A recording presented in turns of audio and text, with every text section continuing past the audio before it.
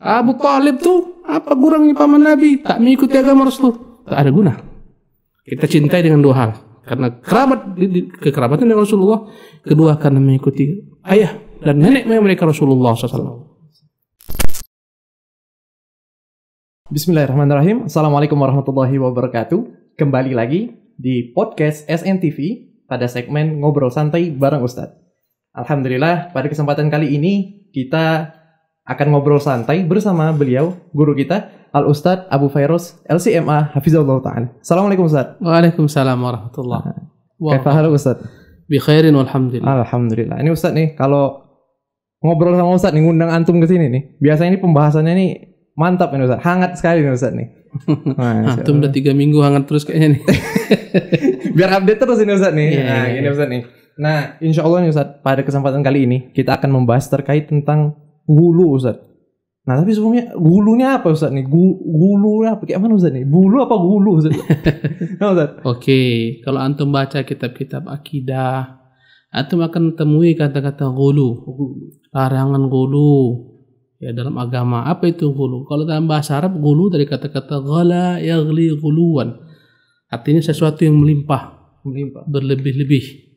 Jadi kalau air dalam bahasa Arab air mendidih, ghalal ma, air mendidih. Jadi kata gulu itu dari kata yang berlebih-lebih, melimpah. Karena air ketika dia mendidih, dia akan melimpah. Secara bahasa tuh. Secara istilah, gulu itu adalah sikap yang berlebih-lebihan terhadap makhluk. Nah, misalnya manusia karena sifat berlebih-lebihan sehingga tidak lagi ditempatkan pada tempatnya sebagai manusia, disamakan dengan Tuhan. Itulah gulu. Oh itu gulu. Dan Allah melarang kita mengikuti gaya beragama orang-orang ahlu kitab.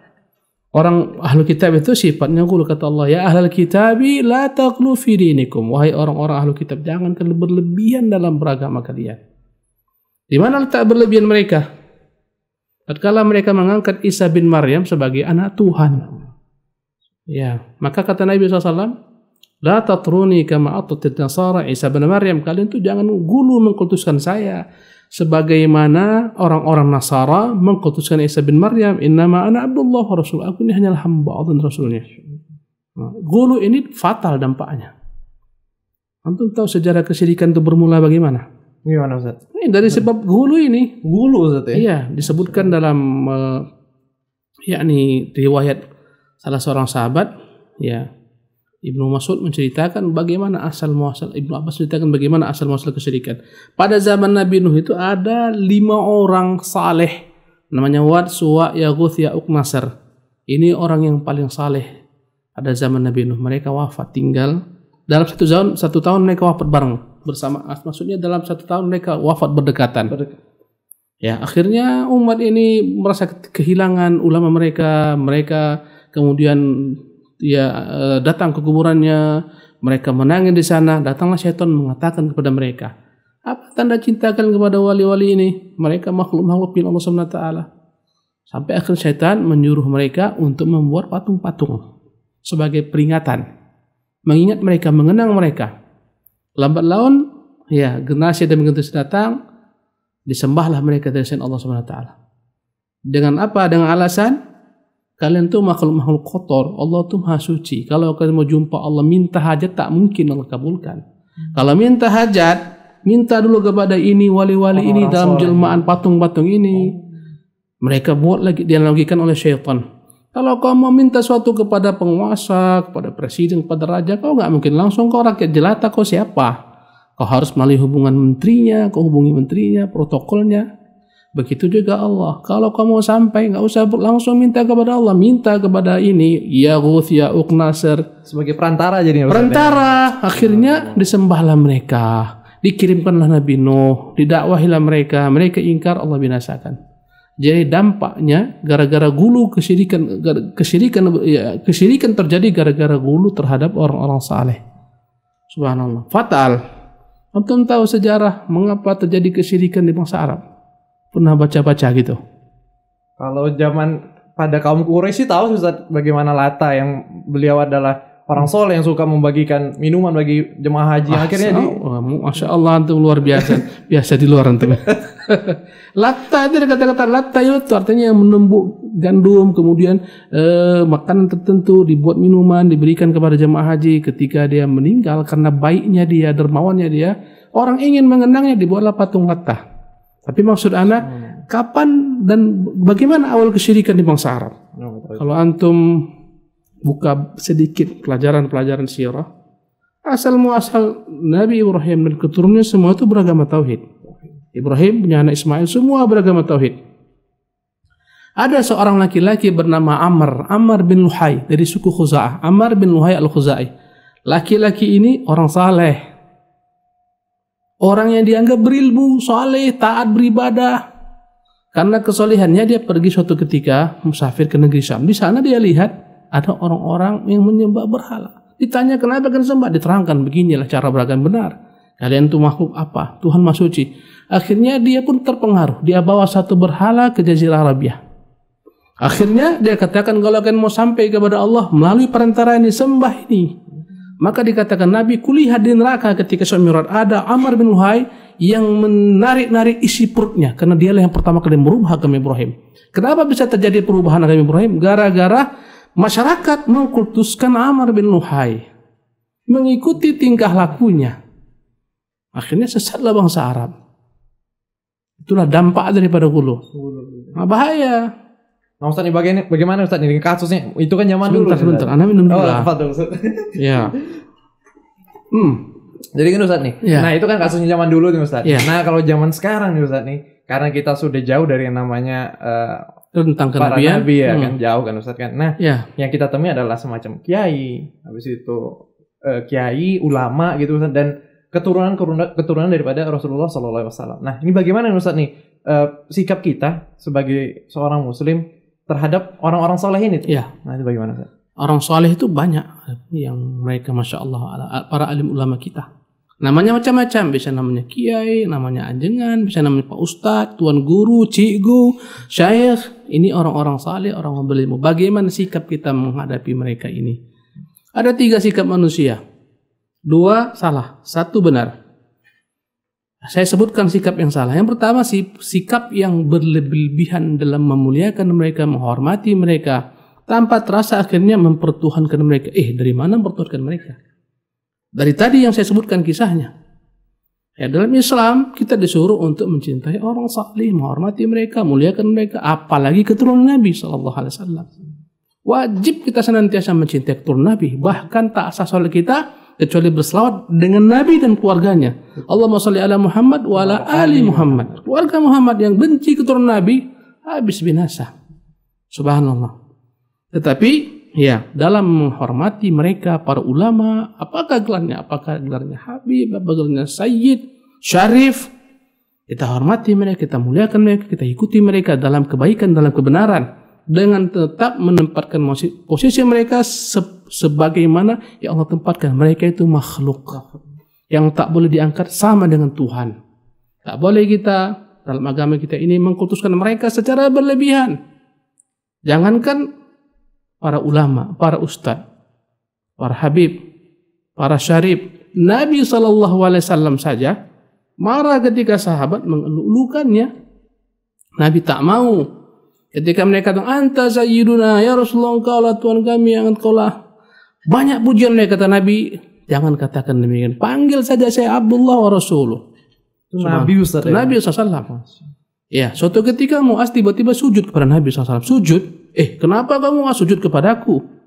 Ya Rasulullah, aku lihat di negeri Syam, aku lihat orang-orang Nasara sujud kepada pendeta-pendeta mereka. Engkau lebih layak sujud kepadanya. Engkau lebih layak kami sujud kepadamu. Kata Nabi SAW, Mu'az, kalaulah boleh orang sujud kepada orang lain, akan kuperintahkan perempuan, istri sujud kepada suaminya. Karena besarnya kedudukan suaminya. Jadi jangan sampai karena cinta kita kepada seorang alim, ulama, orang saleh, kita kultuskan sujud di hadapannya, ruku kepadanya, tak bisa. Subhanallah. Nabi sendiri tak mau dilulukan sahabat berlebihan. Ketika Nabi SAW datang, para sahabat berdiri menyambut Nabi, berbondong-bondong menundukkan Nabi. Kata Nabi SAW, la tatruni kama atratin nasara Isa bin Maryam. Jangan kalian mengkultuskan aku sebagaimana orang Nasara mengkultuskan Isa ibnu Maryam. Jadi sikap yang pertama berlebihan dalam memuliakan para alim ulama. Yang salah. Apa sikap tersebut? Misalnya sudah mati, datang ke kuburnya, minta kepada dia padahal telah wafat, mengusap kuburnya, mencari keberkahan pada kuburnya. Ketika hidup sibuk mengambil berkahnya. Ya, Ahlussunnah wal Jamaah itu mengajarkan kepada kita yang boleh diambil berkah daripada dirinya, tubuhnya adalah Nabi semata. Ya. Karena itulah tak heran ketika para sahabat melihat Nabi mencukur rambutnya, mereka berebut mengambil rambut Nabi. Sebagaimana Abu Talha menyimpan rambut Nabi. Kemudian Ummu Sulaim, ya, ketika Rasulullah SAW istirahat, kemudian Rasulullah berkeringat, disekanya keringat Rasul, dia simpan itu untuk Rasulullah khusus ya, bertabarruk hanya dengan Rasulullah SAW.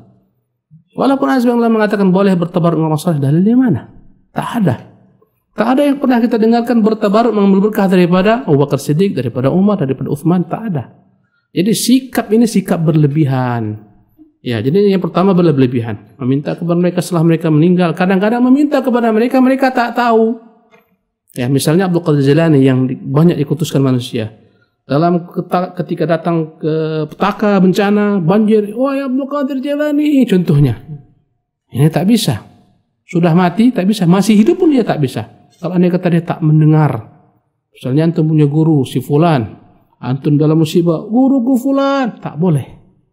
Minta kepada Allah SWT. Iya karena abud wa iyyaka nasta'in. Ini sikap pertama yang salah, ini berlebihan. Mengambil berkah daripada mereka, subhanallah ya. Ruku kepada mereka, sujud kepada mereka, ini dilarang. Kalau anda kata dia minum, berebut bekas minumnya, dilarang. Berebut cium tangannya, berebut ikut dengan dia, subhanallah. Ada sahabat Nabi SAW, Ibnu Mas'ud radhiyallahu anhu, dia berjalan nih. Ketika dia jalan, ramai ketika itu orang senang bersamanya, murid-muridnya pun ikut di belakangnya. Kata Ibnu Mas'ud, ada apa kan ikut saya nih? Jangan ikut saya. Fa innahu fitnatun litabi wa madillatun lil matbu. Jangan kalian ikut saya menjadi fitnah bagi saya. Bubar kalian, ada hajat saya penuhi, jangan ikut saya. Ini adalah merupakan fitnah untuk saya. Dan ini adalah merupakan kehinaan untuk kalian. Dan sebagian para tabi'in kalau mereka, karena populernya mereka kalau berjalan, dicari jalan-jalan yang tak dilihat orang. Kenapa? Tak ingin dia itu dikutuskan orang, dipuji orang. Ya, begitulah sikap mereka.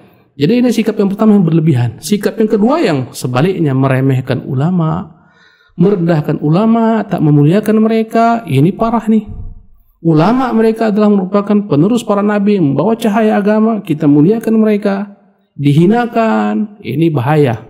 Yang tiga inilah yang benar sikap Ahlussunnah. Secara proporsional, kita ikuti kebaikan mereka, dengarkan ilmu mereka, ambil fatwa mereka. Ketika mereka tergelincir khilaf salah dalam perkara tertentu karena mereka tidak maksum, kita tidak ikuti mereka, kita doakan mereka agar Allah merahmati mereka, ya. Dan kita tidak pernah mengangkat mereka lebih daripada derajat mereka sebagai manusia. Ini sikap yang benar. Oke. Ada porsinya gitu, Ustaz. Iya, Ahlussunnah itu seperti itu. Nah, kalau ini Ustaz, kebanyakan orang nih zaman sekarang nih Ustaz. Mereka mempercayai Ustaz dengan adanya seorang ulama, seorang alim, orang soleh, mereka itu boleh bertabaruk tadi Ustaz, padahal sudah antum jelaskan tidak boleh. Iya. Nah, bahkan mereka itu rela Ustaz menempuh jarak bersafar jauh-jauh 2 hari, 3 hari supaya berjumpa dengan orang yang ingin dia tabaruk kepadanya. Kalau anda kata mengambil berkah ilmunya silahkan. Itu tidak masalah. Berkah ilmunya. Ada ulama yang memang Masya Allah kapasitas ilmunya, yang memang pewaris Nabi. Bukan orang yang diulamakan, yang tidak mengikuti sunnah Nabi. Karena terkadang sebagian masyarakat salah dalam menanggapi mana orang alim, mana bukan alim. Orang alim itu adalah orang yang membawa ilmu Nabi SAW.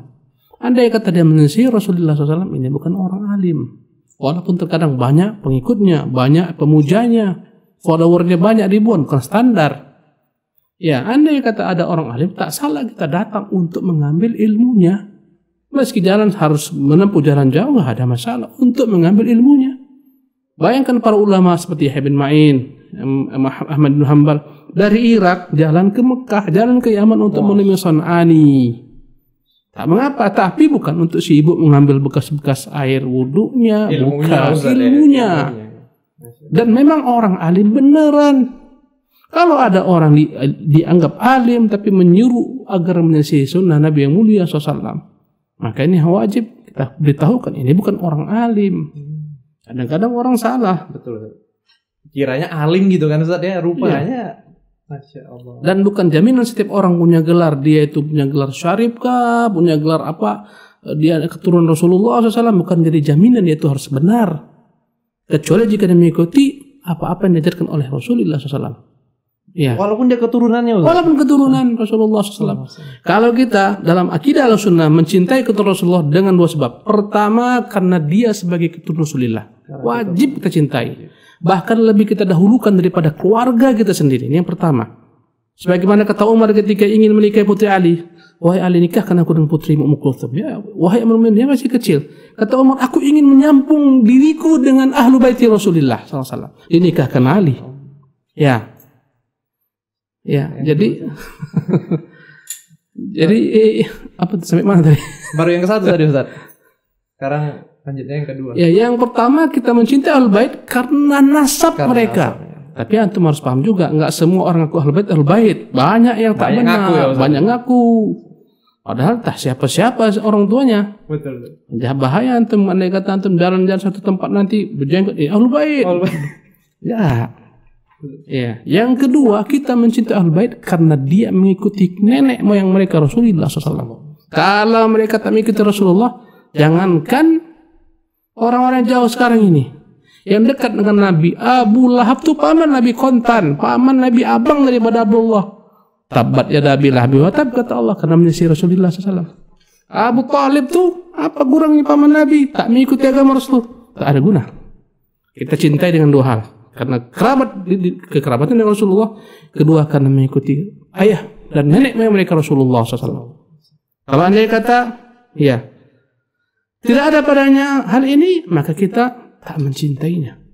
Ya, sebagaimana kita tidak pernah diperintahkan mencintai Abu Talib, diperintahkan mencintai siapa? Abu Lahab.